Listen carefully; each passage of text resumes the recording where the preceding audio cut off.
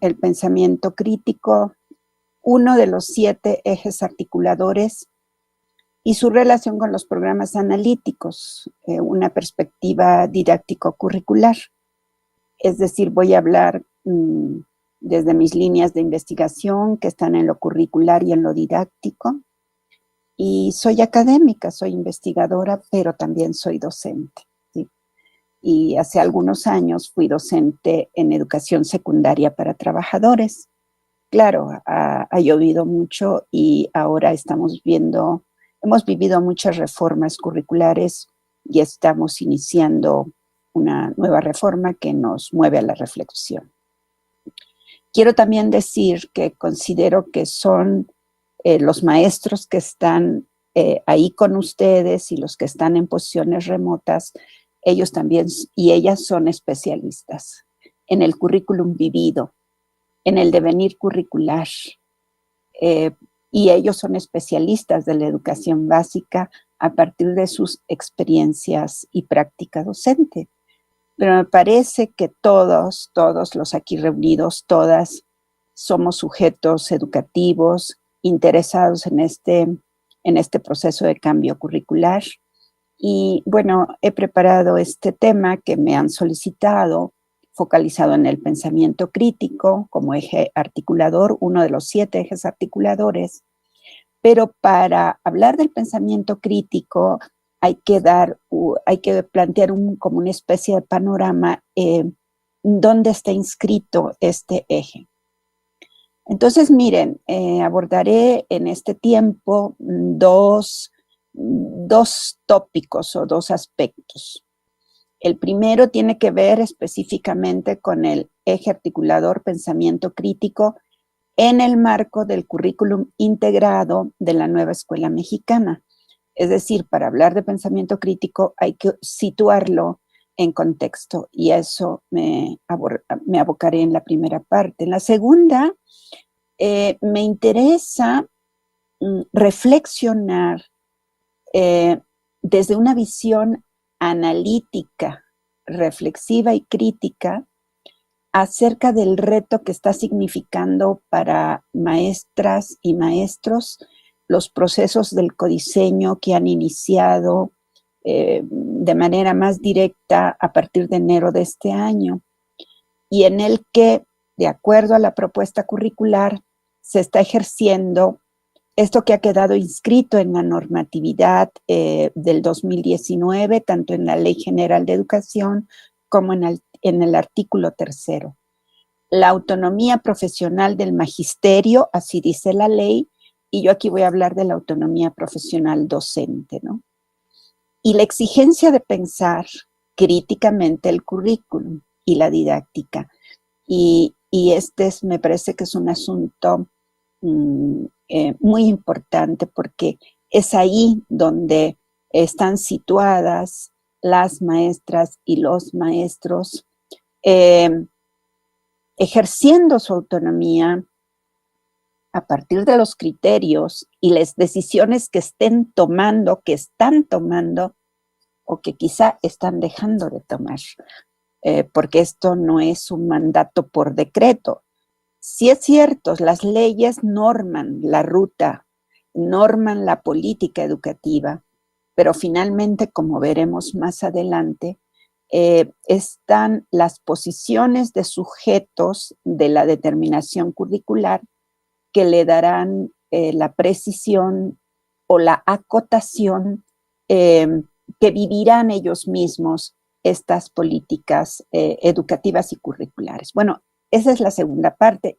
Y en la tercera, bueno, esto yo quisiera que hubiera participaciones, si hay el caso, si las condiciones tecnológicas nos los permiten, de que la hagamos conjuntamente, ustedes de aquel lado y yo por acá, que hagamos una serie de reflexiones o de nuevas preguntas, o que me digan que quedó fuera o que me faltó.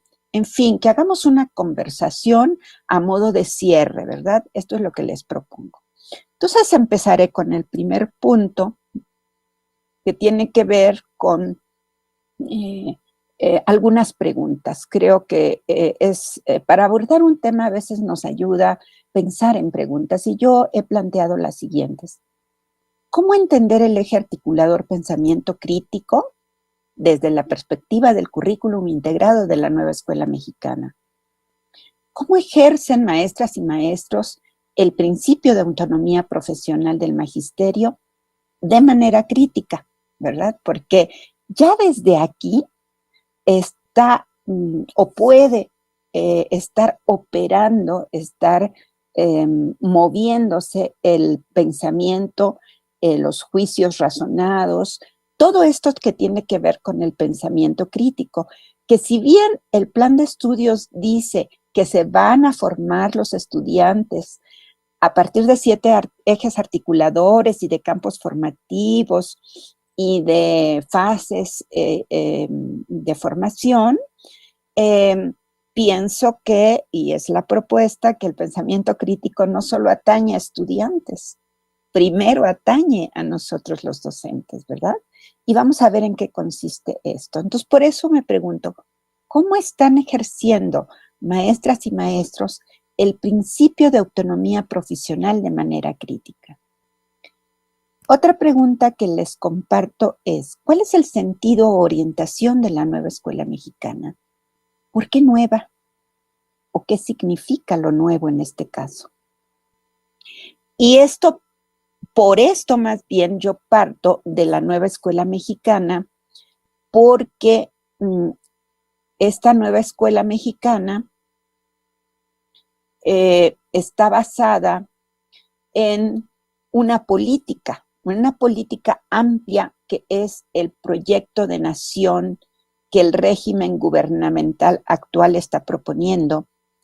Proyecto de nación que se empezó a difundir a través en la campaña electoral y ya después en la toma o la entrada en vigor de este gobierno, y las políticas públicas que se empiezan a generar ahí. Una de estas políticas públicas es la educativa, que está proponiendo, desde mi punto de vista, un cambio radical, un cambio de paradigma en relación a anteriores reformas educativas de la educación básica en México.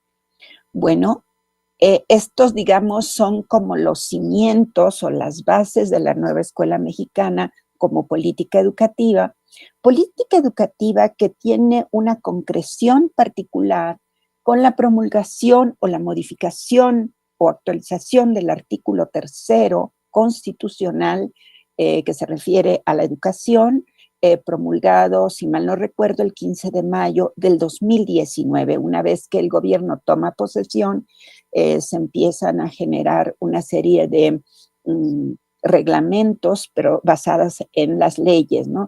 Uno de ellos es el artículo 3º de mayo del 19, otro es el de la Ley General de Educación, que se gesta, si mal no recuerdo, en septiembre de ese mismo año, del 19.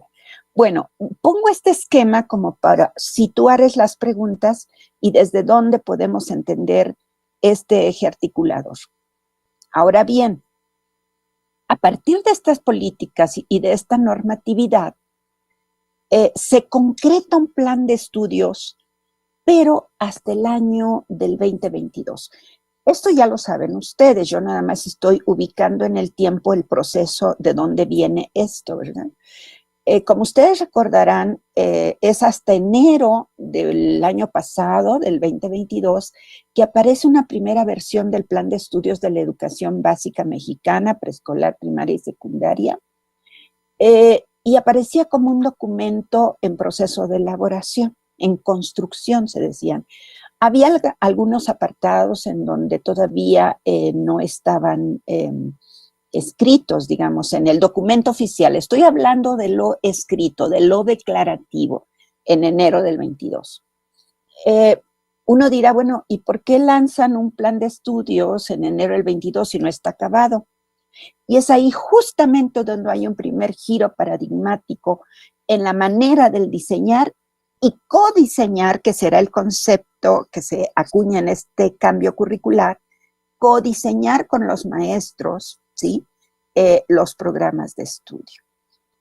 Hay antecedentes en reformas anteriores en donde se le abría un espacio a las escuelas y a los maestros para terminar de cerrar el plan de estudios, pero creo que todavía era un espacio muy acotado a los lineamientos y a las directivas de esos cambios curriculares y planes de estudio. En este plan de estudios, el cambio curricular creo que es mayor y el reto es mayor, pero también hay mayor espacio de autonomía curricular, y por eso se habla de la autonomía profesional docente, para construir eso que nosotros los curricólogos siempre apelamos, construir el currículum de abajo hacia arriba, es decir, desde las bases, desde las experiencias y saberes del magisterio hacia arriba, y no como bien han cuestionado las maestras y los maestros, no solamente de arriba hacia abajo, cuando de arriba hacia abajo ellos reciben los programas y no les queda otro rol, otro espacio para ser aplicadores de programas. Por eso creo yo, este es mi análisis, no sé si estoy acertando, que esta propuesta curricular que aparece en enero de 22, había espacios en construcción. Se recibieron muchas críticas, se realizaron foros, me consta porque he platicado con algunos asesores y algunos maestros de la SEP cómo fue este proceso. Hay una siguiente versión en junio de 22 que ya es mucho más acabada, ¿sí? Pero todavía no es oficial. En junio de 22 se vuelven a recibir las críticas de este documento en construcción y es hasta agosto del 2022 que ya sale la versión definitiva que es aprobada es aprobada y es promulgada ya como oficial en el Diario Oficial de la Federación el 18 de agosto de 2022. Es decir, pasaron 8 o 9 meses desde que se lanza la propuesta en su primera versión hasta agosto que se concluye como el acuerdo 180822 y ahí tenemos el plan de estudio. Estoy haciendo todo este recuento, ¿por qué? Porque pareciera que se lanza una propuesta y que todavía no está clara. Pues no está clara porque creo yo, y es aquí donde me parece importante la participación de docentes, cómo ellos pueden ocupar el espacio y ser sujetos de la determinación curricular.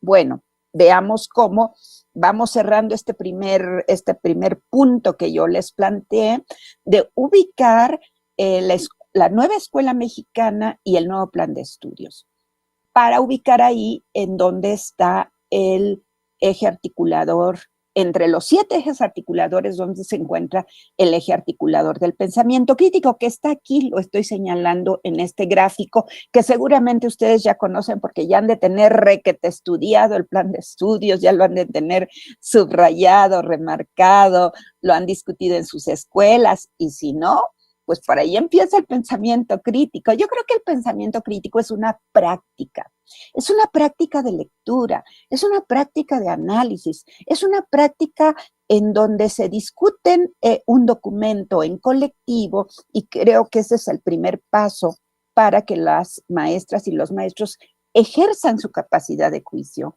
ejerzan su capacidad de interrogación, de interrogar, de hacer preguntas ante este documento que es el plan de estudios. Bueno, yo nada más les recuerdo algo que ya conocen, nada más para situarnos. Sí, estos son los niveles de desagregación, los niveles de desagregación que establece el documento de agosto del 22, en donde vemos que en el círculo más medular o concéntrico está el aprendizaje y la comunidad. Después hicieron otro gráfico en donde explícitamente en el aprendizaje ubican el logro máximo de los niños y las niñas, los adolescentes y los jóvenes. Ese es el corazón de la propuesta, y yo creo que esa otra, la famosa flor que nos divulgan algunos conferencistas, que yo no la tengo ese gráfico, por eso nada más estoy usando el que aparece en el anexo de agosto del 22 y que ustedes ya conocen. Bueno, pues aquí tenemos a los estudiantes, el perfil de egreso y el interés máximo de los niños, niñas, adolescentes y jóvenes, a partir de lo cual se plantean 7 ejes articuladores. Aquí están. Inclusión, interculturalidad crítica, pensamiento crítico, que es nuestro tema de hoy, igualdad de género, educación estética, apropiación de las culturas a través de la lectura y la escritura y vida saludable, ¿sí? Lo que quiero decir, por eso puse el gráfico, es que pensamiento crítico no es un átomo aislado, sino es un componente, un elemento, ¿sí?, que no puede entenderse y no cobra sentido si no es el entramado complejo y las relaciones de todo el plan de estudios, ¿verdad? Entonces, estos ejes articuladores se relacionan, se cruzan, se amarran, se tejen con los otros componentes que son los campos formativos que ustedes ya han venido revisando o están revisando en los consejos técnicos de cada mes, que son lenguajes, que es el primero que se ha abordado, los saberes del pensamiento crítico, la ética y la ética, naturaleza y sociedades, y de lo humano y la naturaleza. Este plan de estudios, como ya ustedes lo revisaron, rompe, y esto es la otra gran ruptura y el giro paradigmático que se plantea este plan de estudios, de que ya no vamos a hablar por asignaturas, ni vamos a decir que el único conocimiento válido es el proveniente de la razón y de las ciencias, ¿no? Conocimientos también con el mismo peso son las experiencias y los saberes de maestros, maestras, estudiantes, familias, comunidades, sociedad civil. Si algo tiene de característico, como ustedes saben, este plan de estudios y este es otro gran giro que se da en relación a las reformas anteriores, de vincular el currículum, el plan de estudios, los programas, los contenidos con las comunidades, con los entornos comunitarios. Es como si la escuela abriera sus muros y no fueran esos muros cerrados que se cierran después de que los chicos y las chicas entran a la escuela. No, la escuela abre sus muros, sus ventanas, sus paredes para acercarse a la comunidad, como ustedes bien saben, a través de los contenidos que veremos más adelante. Y bueno, se modifican las fases y los grados, que no los voy a describir, ya ustedes los han revisado, pero lo que se trata de conseguir con las fases son procesos de desarrollo de aprendizaje gradual para lograr este perfil de egreso del cual ahorita rápidamente hablaremos. Ahora, ¿qué es lo que a mí me interesa de este esquema, no? Señalar esto, el vínculo, plan de currículum, Nueva Escuela Mexicana, plan de estudios y comunidad, ¿sí? Poniendo al centro el interés de niñas, niños, adolescentes y jóvenes, ¿sí? ¿Cómo? Los cómo son muy importantes. Y eso es a lo que los maestros nos... Bueno, ¿y esto cómo lo vamos a hacer? Pues lo vamos a hacer en una propuesta de codiseño que la misma Secretaría de Educación Pública y la Dirección de Desarrollo Curricular de la Secretaría y de todas las direcciones que la conforman en este cambio curricular, a partir de los programas sintéticos que ya han recibido ustedes de la Secretaría de Educación Pública, de las 6 fases formativas, que es lo que llamamos el currículum nacional, o lo común a todas las escuelas, a todos los sectores escolares, a todos los estados que conforman el país, incluidas las escuelas privadas. Los programas sintéticos es a lo que está, el plan de estudios y los programas es a lo que está obligado por mandato legislativo el Estado mexicano de ofrecer, de encargarse del diseño de los planes de estudio, que es facultad del Estado, y el Estado actual, el gobierno actual, la SEP, lo está haciendo a través de los programas sintéticos. Esto es lo que se conforma el currículum nacional. Pero si vamos a hacer un currículum o intentar hacer un currículum de abajo hacia arriba, aquí entra en lo que ustedes ya saben y están haciendo y están enfrentando, porque El sábado que anduvimos por allá por Toluca me decían los maestros, es que tenemos muchas dudas. Yo ahí encontré dudas, reservas, de las cuales hablaré más adelante, y también de entusiasmos, de decir, pues lo vamos a sacar. Y yo confío en los maestros porque los conozco. Por ahí dice en mi currículum que trabajo la formación docente, sí. Suelo trabajar frecuentemente, dialogar con los maestros porque ellos me enseñan a mí, ¿sí? Yo no estoy en una escuela de educación básica o de nivel medio superior. Yo estoy y doy clases y soy docente en educación superior.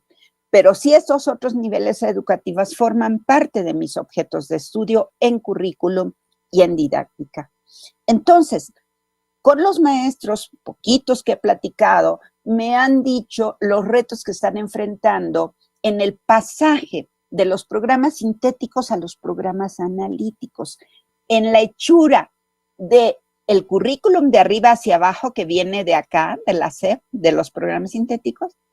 Ahora hagamos al revés, de abajo hacia arriba, siendo que los maestros van a codiseñar y mover y modificar y ajustar estos programas sintéticos. Y ya esto se va a hacer en las escuelas, por escuela, en los colectivos docentes, en los consejos escolares, en los grupos de maestras y maestros.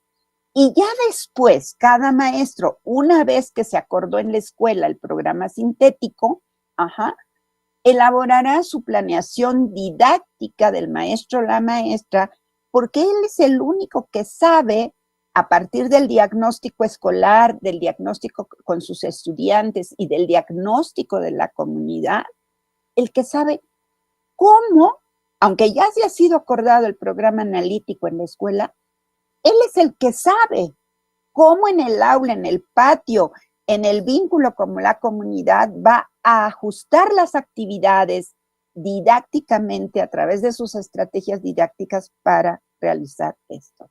Bueno, aquí me estoy dando cuenta de que aquí pudiera estar entre el programa analítico, bueno, desde la lectura de los programas sintéticos, desde la lectura del plan de estudios, cómo los maestros ya en el reto del codiseño, en los procesos del codiseño en los que están ahorita, ¿sí? En los consejos técnicos, están elaborando estos programas analíticos en donde hay muchas dudas, pero también algunas propuestas. Y por supuesto, ¿verdad? Aquí está, perdón, me adelanté, aquí está el pensar críticamente este diseño. A ver, yo no he escuchado mucho entre los conferencistas el decir que estos programas sintéticos son indicativos. Esto yo se lo aprendí mucho a mi maestro en currículum y en didáctica en la universidad, al maestro Ángel Díaz Barriga. El maestro Ángel Díaz Barriga sostiene que los programas de la academia, en este caso, más bien que los programas institucionales, los que da la institución, en este caso la SEP, son los programas sintéticos. Estos programas son indicativos, ¿sí? No son programas que a rajatabla se tienen que cumplir. Son programas indicativos porque indican la ruta del trabajo curricular y didáctico. Más bien, no he escuchado esto en voz de algunos conferencistas que yo sigo porque también de ellos aprendo, ¿sí? De las mesas de conversación. Y yo lo encontré, lástima que para esta conferencia no localicé la página donde yo leí en el plan de estudios que estos programas son indicativos. ¿Y por qué son indicativos? Porque me estoy adelantando a cosas que voy a ver después, para obviar tiempo.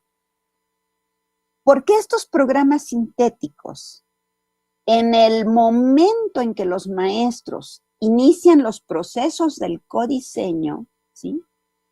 Y van a producir, van a generar los programas analíticos, ¿sí?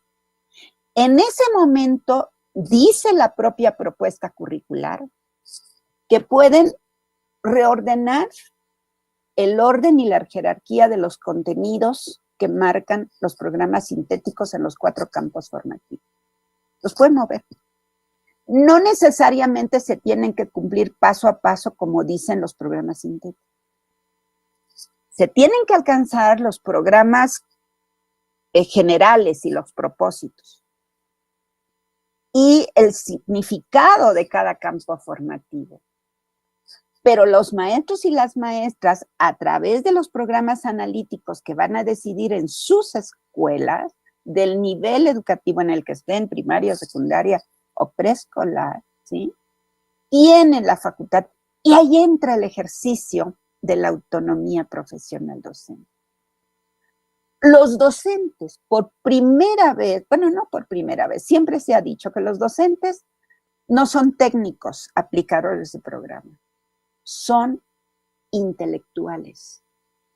Hacen un trabajo intelectual académico, porque han sido formados para ser maestros y porque poseen la formación, que también es formación que les brinda su experiencia docente. La experiencia es muy formativa. Por eso los maestros resuelven los problemas, por eso los maestros saben cómo hacer su oficio de docente, de enseñanza. Sí lo saben hacer.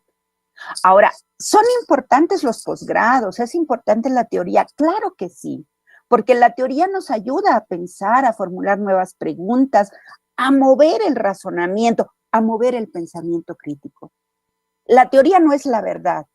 Son dispositivos para pensar, para cuestionar, y en eso consiste el pensamiento crítico. Déjenme ver cómo voy en tiempo. Ahora bien, en este gráfico yo he abordado, voy a ir sintetizando, el plan de estudios que deriva de la nueva escuela mexicana y lo que la nueva escuela mexicana persigue. Y a partir de este programa, ¿sí?, se han generado los programas sintéticos que están siendo revisados en los consejos técnicos para iniciar los procesos del codiseño por fases y grados formativos, en donde van a jugar los 7 ejes articuladores, pero en este caso me estoy refiriendo al pensamiento crítico. Pero el pensamiento crítico va agarradito de la mano de los otros ejes articuladores de inclusión e interculturalidad crítica, igualdad de género. No puede haber igualdad de género si no hay pensamiento crítico. No puede haber interculturalidad si no es crítica. El pensamiento crítico apunta a la inclusión porque lo establece el ideario de la nueva escuela mexicana. ¿Sí? No puede haber educación estética o vida saludable sin pensamiento crítico. Es decir, son ejes articuladores con los campos formativos, con los programas, ¿sí? Pero al mismo tiempo es un eje muy potente para que los maestros ejerzan su autonomía profesional docente, no como aplicadores de programas, repito, sino como profesionales de la enseñanza, ¿sí?, como dice el maestro Freire, empleando sus saberes necesarios para la práctica de la enseñanza. Por ahí yo creo que ustedes ya conocen esta propuesta del maestro Paulo Freire de los saberes necesarios para la práctica de la enseñanza, que está en el libro Pedagogía de la Autonomía, que bueno, por el tiempo no voy a poder abordar, pero ahí están. Sigamos entonces.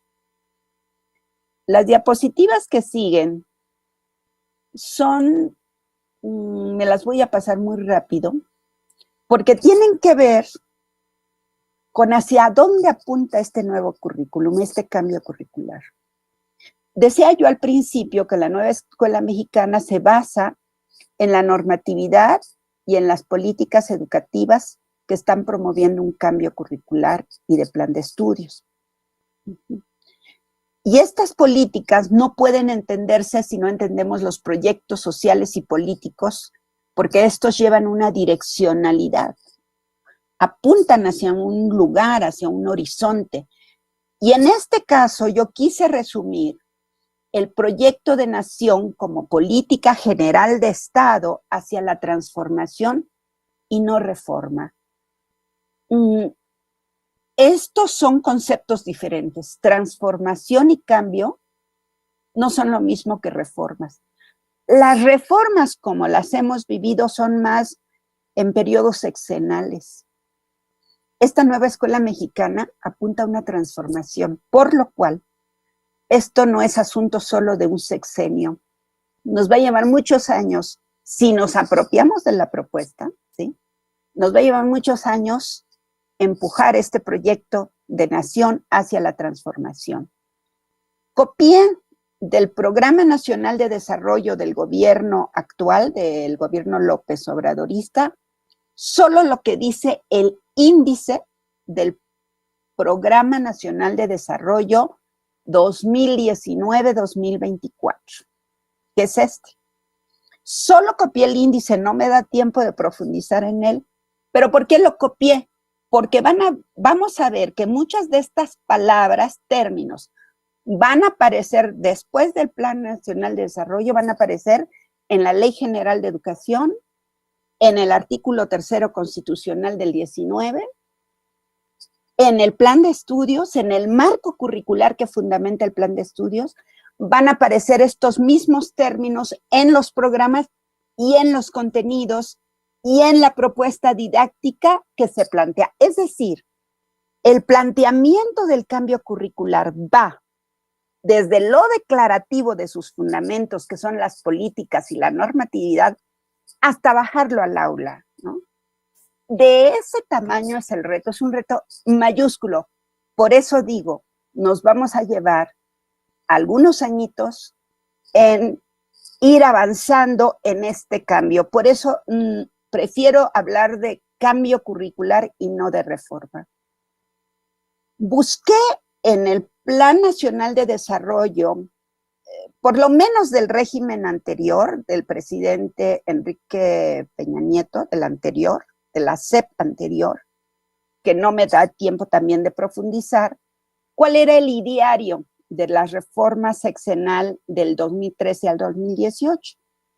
Pues hacía el énfasis en el desarrollo económico de México, se cambió un plan de estudios para poner al día a un perfil de egreso que conectara a México con el mundo. Y el mundo, pues, es el mundo global, el mundo de la economía de mercado, el mundo en donde, según los indicadores en educación, de las pruebas PISA, de enlace, etcétera, etcétera, pues estábamos mal y había que hacer una reforma, ¿verdad? Esto ya lo saben ustedes, yo no sé, nada más se los estoy recordando. Y entonces por eso había que hacer un cambio de plan de estudios. Pero este cambio de plan de estudios, que todavía está en vigor, me parece que todavía apunta más a un perfil más del individuo, individual, a diferencia de este perfil que es más un perfil más social, que incluye lo individual, pero hace un fuerte énfasis en un sujeto social colectivo. Esa es una de las diferencias entre la anterior reforma y el proyecto que ahora se plantea. Rápidamente, el Plan Nacional de Desarrollo dice honradez y honestidad, el índice, no al gobierno rico con pueblo pobre. Y la pobreza va a ser un significante fuerte que le da significado a los contenidos del currículum, ¿sí? Al margen de la ley nada, por encima de la ley nadie. Esto es textual, no es mío. Economía para el bienestar, el mercado no sustituye al Estado, por el bien de todos, primero los pobres, otra vez la pobreza. Por eso es que hay un eje articulador de la inclusión, porque hay que incluir a todos los sectores sociales porque tienen el derecho a la educación. Hay un fuerte énfasis del derecho a la educación. Como en anteriores, el discurso de los derechos humanos y el derecho a la educación no es nuevo, ¿sí? Ya aparecen las anteriores reformas. Pero en este caso, en la manera de diseñar el plan de estudios, se vuelve a hacer un énfasis en los derechos humanos. Por eso de no dejar a nadie atrás, no dejar a nadie fuera, no puede haber paz sin justicia, el respeto al derecho ajeno es la paz, no más migración por hambre o por violencia. Entre la inclusión, lo dice el plan de estudios textualmente, se incluye a los grupos excluidos, entre ellos los migrantes. La democracia significa el poder del pueblo, ética y libertad y confianza. Bueno, ahí lo voy a dejar porque no puedo abundar más. La nueva escuela mexicana, ¿por qué nueva? Porque no está, es un enunciado que no es algo dado, ¿sí? Que no es, va tomando forma en el movimiento histórico inacabado. Es decir, nueva escuela mexicana, plan de estudios, no porque no es un decreto que por publicarse ya se cumplió, no. Aquí entramos los sujetos de la determinación curricular, quienes primero tenemos que entender la propuesta, apropiárnoslas y trabajar y empujar por ella. De esto voy a hablar para cerrar en la segunda parte. Entonces sí quisiera decir que la nueva escuela mexicana no es algo dado, va tomando forma en un movimiento histórico inacabado. Es un movimiento, como diría Semmelman, en el dado, lo que ya hay, con el dándose. Es decir, no podemos incorporar algo nuevo si no partimos de las condiciones dadas, de las problemáticas dadas, de lo dado del pasado al presente y ahora cómo vamos a modificar ese presente en el dándose potencial al futuro, en devenir.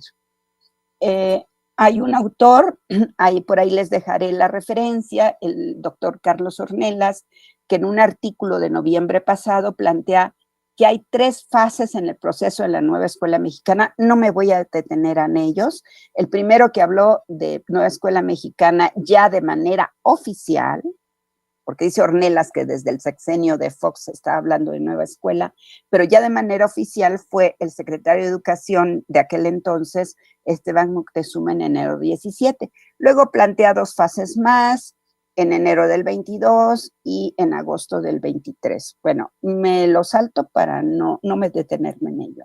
Lo que quiero decir es que la escuela mexicana se está dando, se está construyendo. Por eso es importante que los profesores, supervisores, directores, los legisladores, los sindicatos, todos pongamos atención en este cambio, porque todos somos sujetos de la determinación curricular, los tutores, los padres y madres de familia, etcétera.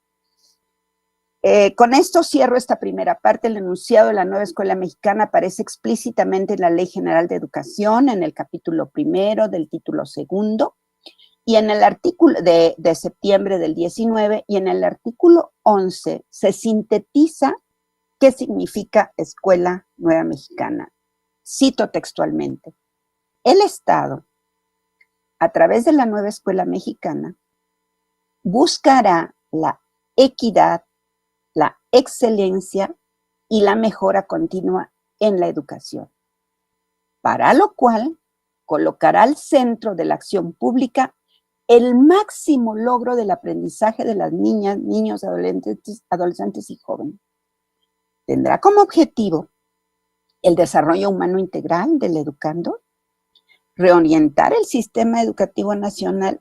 Nada más de este tamaño es el proyecto: transformar un sistema educativo, ¿sí?, que lleva años, que es, no sé si la secretaría más grande, la SEP, no sé si es la secretaría más grande o una de las más grandes de México, e incidir en la cultura educativa mediante la corresponsabilidad e impulsar transformaciones sociales dentro de la escuela y de la comunidad. Esto puede ser leído como retórica. Yo no quiero leerlo como retórica. Yo quiero leerlo, comprenderlo y apropiarme de ello y decir, estoy de acuerdo, ¿cómo lo puedo hacer? Desde mi lugar docente, desde mi autonomía profesional docente.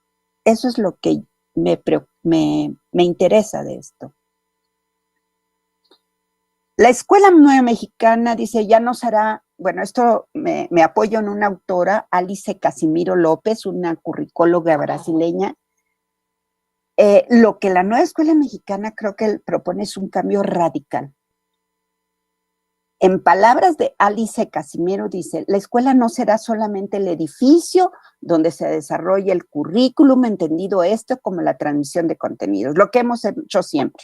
Yo, maestra, recibo el programa, me meto a mi aula y lo cumplo, porque además hay que reportar evidencias, las evaluaciones de que estoy cumpliendo cabalmente el programa. No hay codiseño.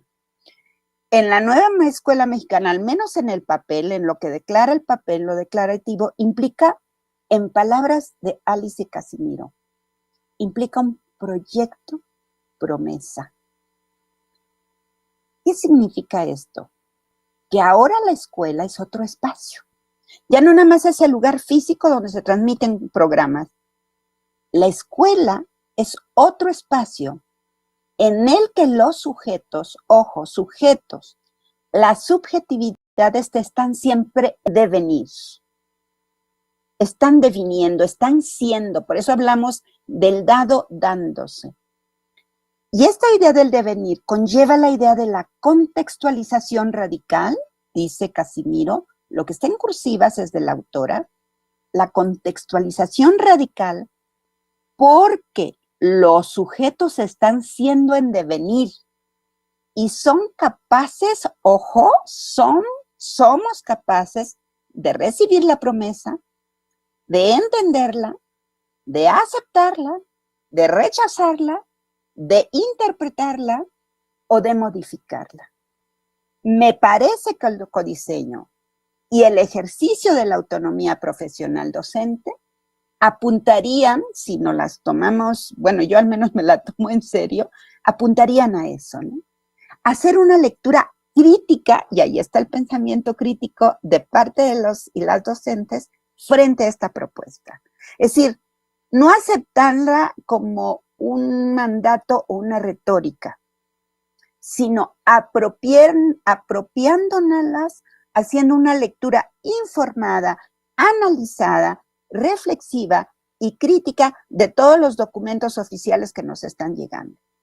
Entonces, el currículum, si aceptamos esta noción de currículum como promesa, es atormentada, sí, porque cuesta trabajo, porque no es un programa formal, bueno, sí es formal, pero no es un programa rígido, no es un cálculo, es una apuesta, es una promesa, ¿sí? Lo que está por venir no es programable. ¿Por qué no es programable? Porque ahí entra la autonomía curricular de los docentes. Ahí entran las voluntades, los saberes, las experiencias, la capacidad de juicio, la capacidad de interrogación. Todo esto es pensamiento crítico y habilidades del pensamiento crítico. Por eso no es programable. Hay un guión, es como si el plan de estudio y los programas fueran una partitura, un guión, pero vamos a ser los ejecutantes, ¿sí?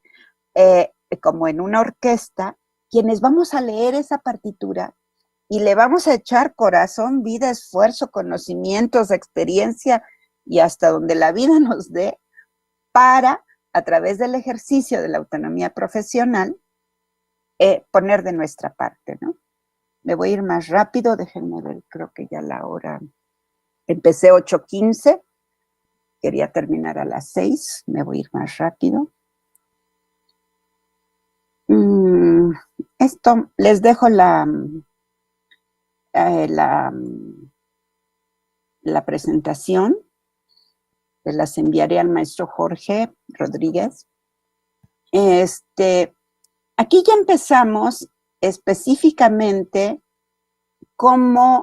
a decir cómo a partir del perfil de egreso de los estudiantes, como ya lo leyeron, ustedes recordarán que este perfil se desagrega en 10 aspectos.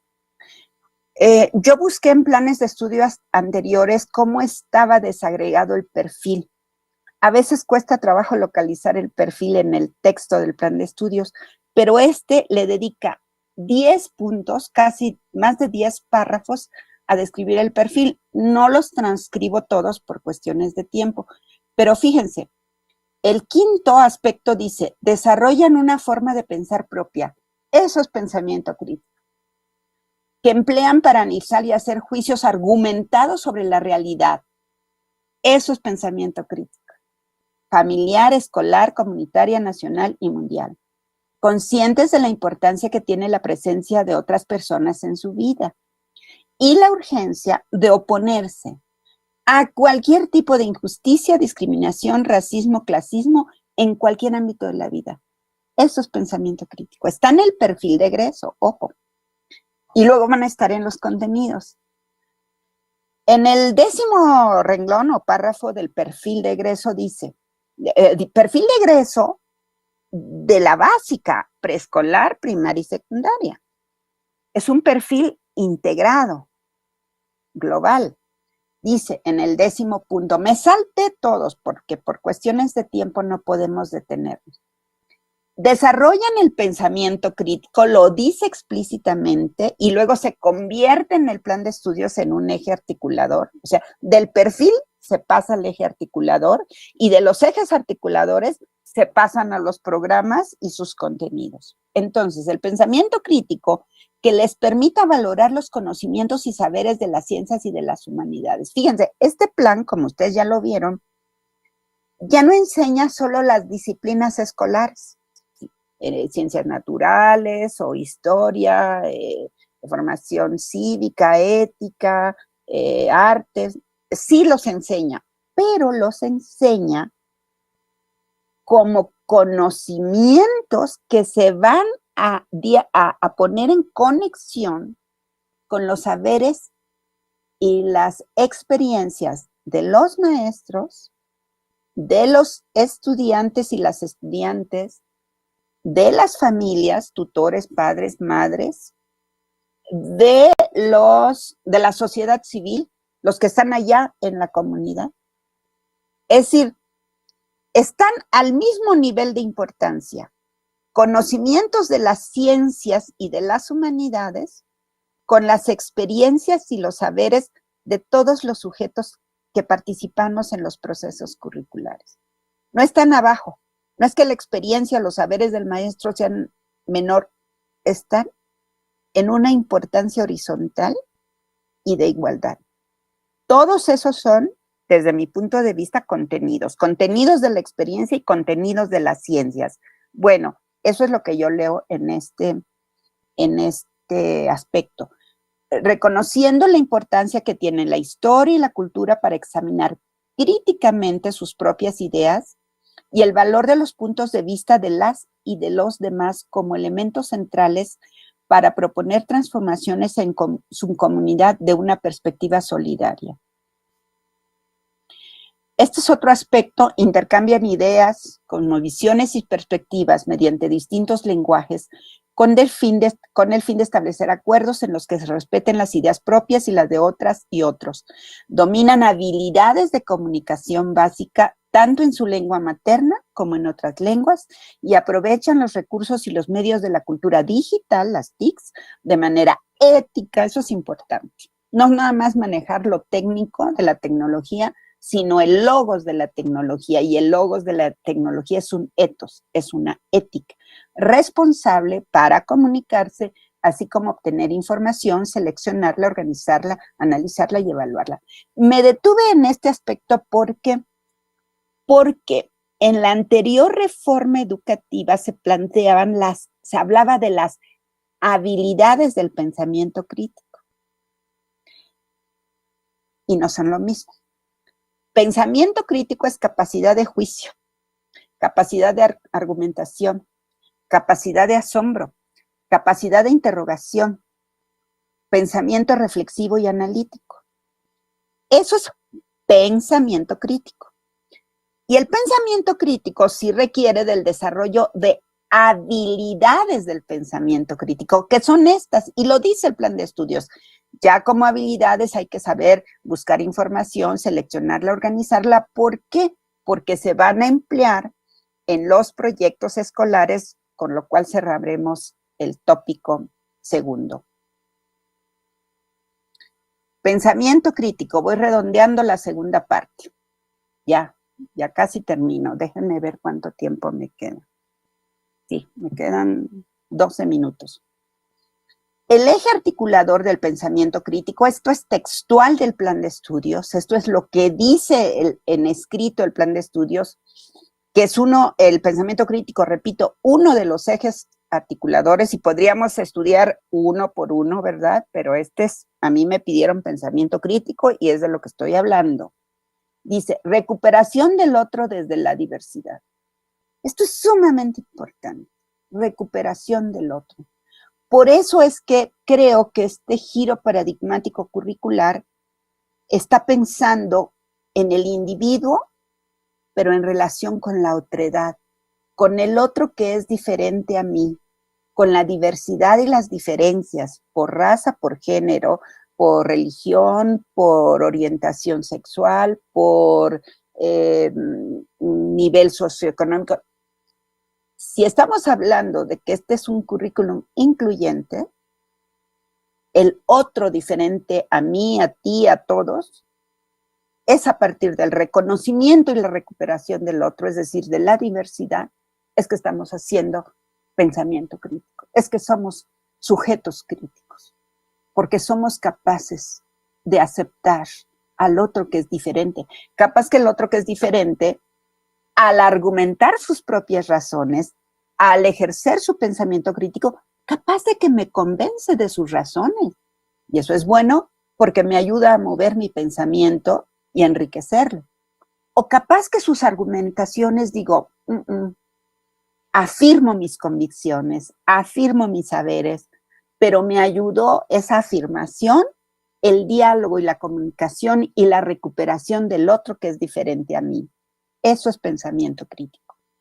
Pensamiento crítico es propiciar el desarrollo gradual de las capacidades. Fíjense, no habla de las habilidades, sino de las capacidades.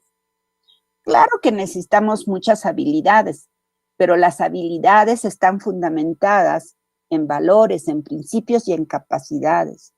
Establecer relaciones entre conceptos, ideas, saberes, conocimientos que tienen como condición construcción de relaciones en los que predomina el diálogo.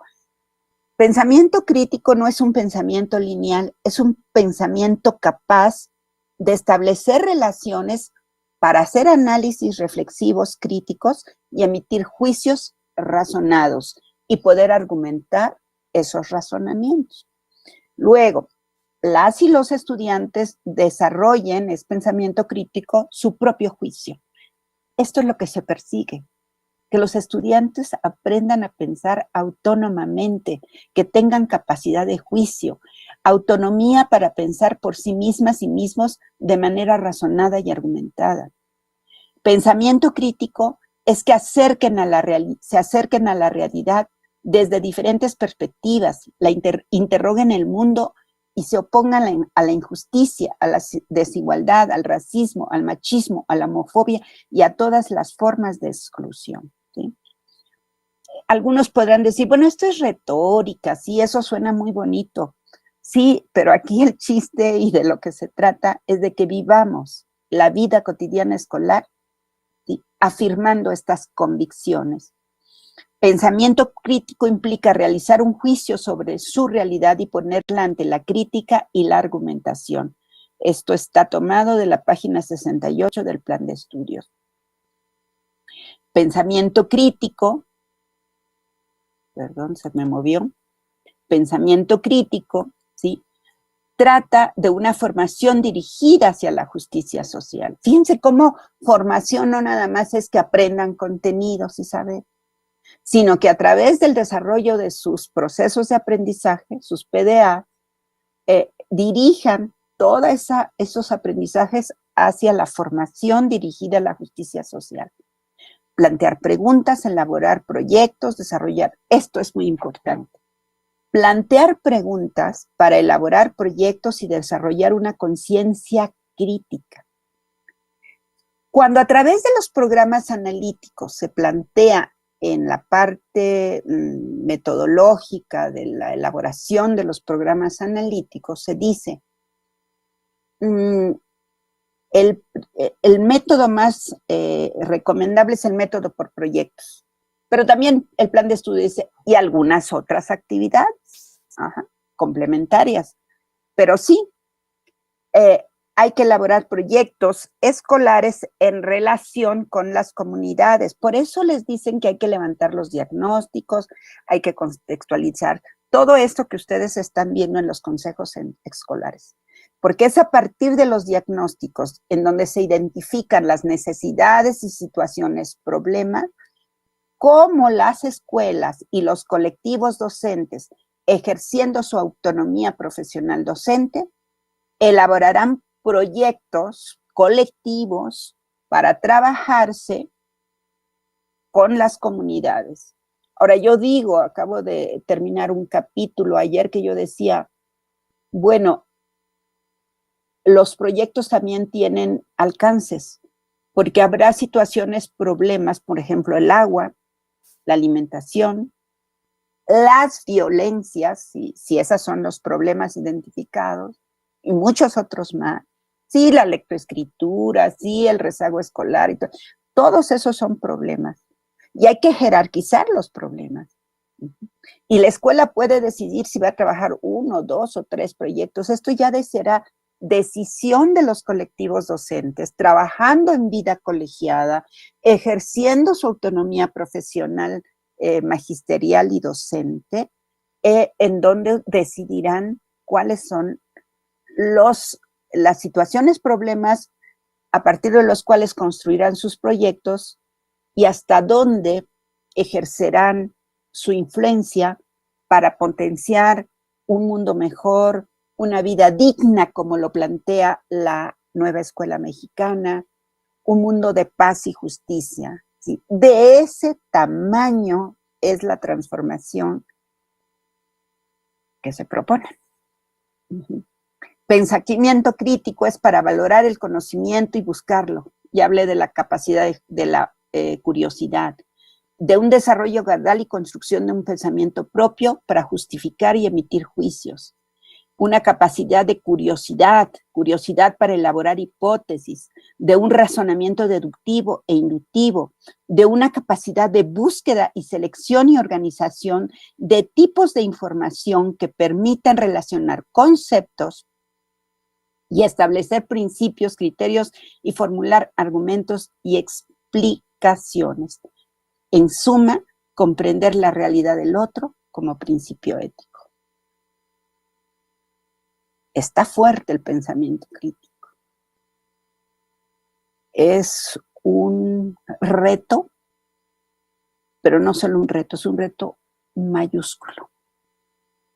Nos toca conversar y tomar decisiones sobre este eje articulador y las posibilidades que podamos para trabajar con este y los demás ejes articuladores, articularlos a los contenidos por las fases formativas en los 4 campos formativos. Voy cerrando. Bueno, esto ya lo dije. Es la segunda parte, ya lo dije, ya aquí nada más estoy resumiendo. Utilicé la metáfora del engranaje, porque el pensamiento crítico se está ejerciendo ya en el codiseño o se está dejando de ejercer en el codiseño a partir de la autonomía profesional docente. El pensamiento crítico, en síntesis, es una manera de pensar de un modo diferente nuestra práctica docente, el plan de estudios y el currículum. Pensamiento crítico es una forma de razonamiento no mecánico y lineal, sino una forma de razonamiento relacional, no fragmentado.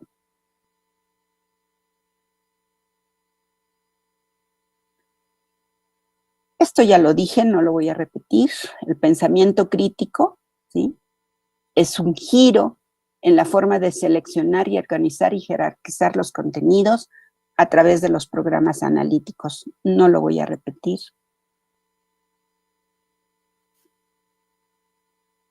Esto también ya lo dije. La propuesta de los programas en cada campo formativo, en cada fase y grado formativo, ofrece en los programas sintéticos, como ustedes ya saben,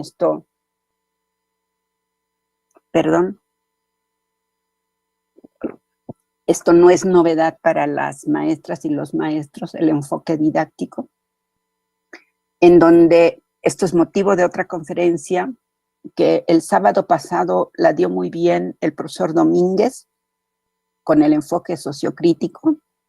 Él hizo una buena síntesis de los procesos de contextualización y de los aprendizajes situados, cómo los programas analíticos tienen varios niveles o planos de abordaje. Repito, esto es tema para una conferencia.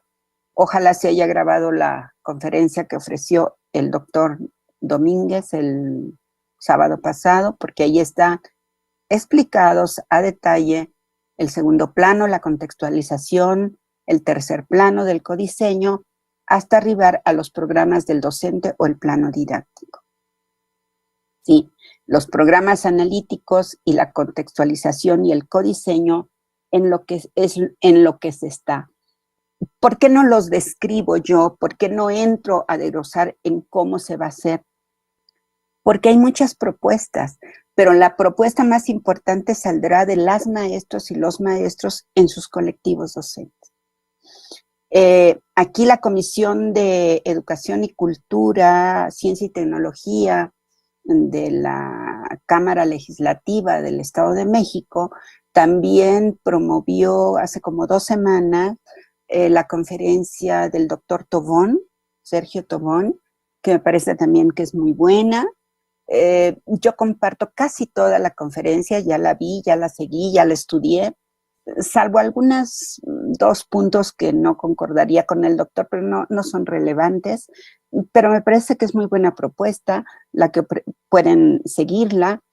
E incluso el doctor Tobón dijo, los maestros quieren hacer formatos, porque eso es lo que saben hacer, y quieren traducir el programa analítico a formatos.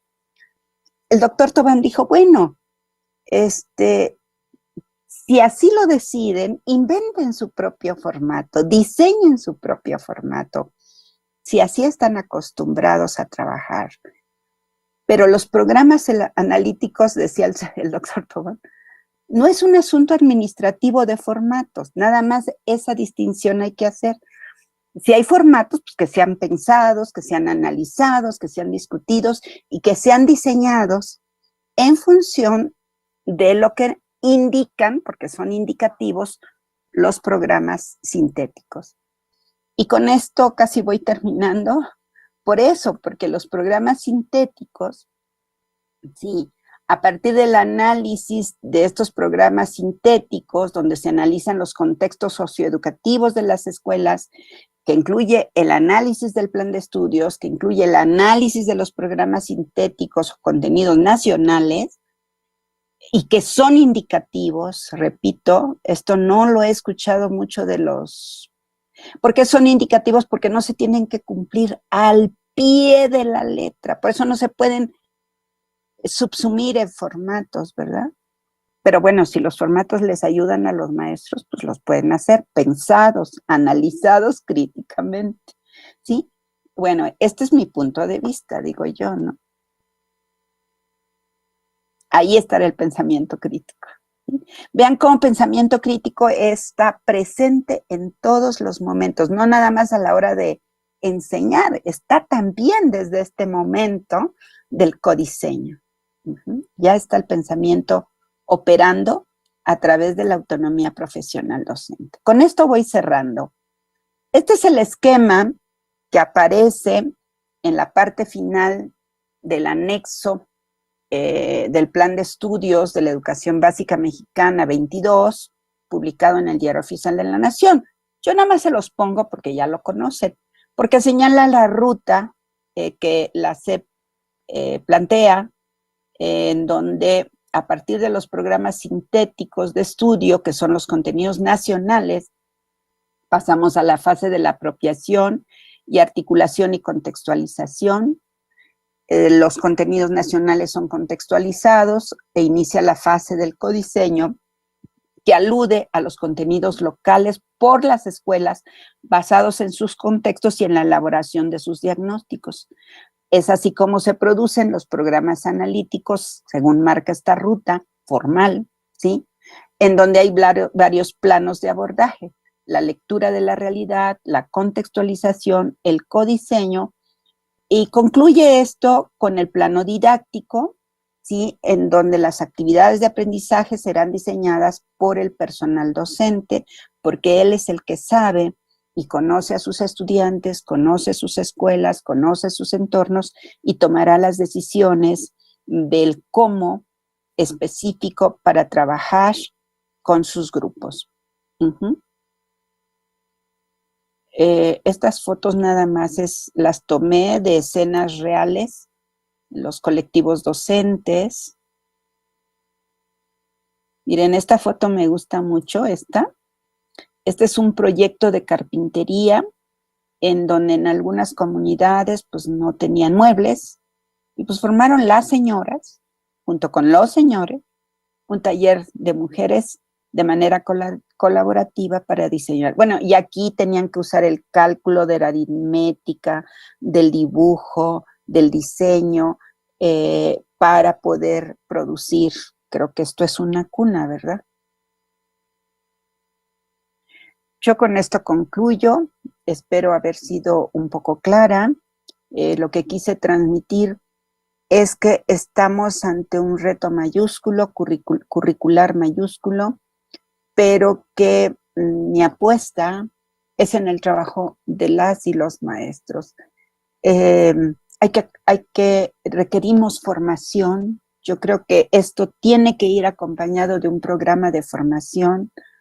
Hasta donde tengo entendido, esta caravana es una actividad, un esfuerzo de brindar a los docentes del Estado algunos elementos conceptuales para ser discutidos. Yo no traje aquí la verdad del currículum, no traje aquí la verdad de la didáctica, sino traje una serie de panorama del cambio curricular en el que estamos y cómo es necesario el ejercicio de la autonomía profesional docente, y que ese ejercicio de autonomía tiene que ser pensada, argumentada, es decir, analizada críticamente. Y bueno, nos queda por delante el compromiso de apropiarnos, de hacer modificaciones a esta propuesta, a este proyecto promesa curricular que nos está planteando. Yo me he encontrado entre los maestros como dos tendencias. Unos que me dicen, tengo muchas dudas, no sé cómo hacerlo. Pues júntense, dialoguen y tomen las decisiones que tengan que tomar. Otros colectivos docentes me dicen, no, yo ya trabajo en proyectos desde hace tal generación en mi comunidad, estamos organizados y ya tenemos trabajando los proyectos en las escuelas, pues de ahí podemos adaptarlos a estos planes y programas de estudio. Hay dos tendencias, por eso, como decía Casimiro, el currículum como un proyecto promesa puede aceptarse, modificarse, dudarse, ponerse en cuestión y hacerse, o rechazarse. Pero yo no creo que aquí los maestros, porque los conozco, el Magisterio del Estado de México es un magisterio muy comprometido y bueno, pues ustedes tienen la palabra. Muchas gracias. No olvides suscribirte a mi canal y sígueme en mis redes sociales. Me encuentras como Balbás Academic en Twitter, en Instagram y claro, en YouTube. En Facebook me encuentras como Balbás Academic JC. Si tienes alguna idea de algún tutorial, házmelo saber en los comentarios. Y comparte este video para que llegue a más personas. Y no lo olvides, nos seguimos acompañando en este camino. Gracias.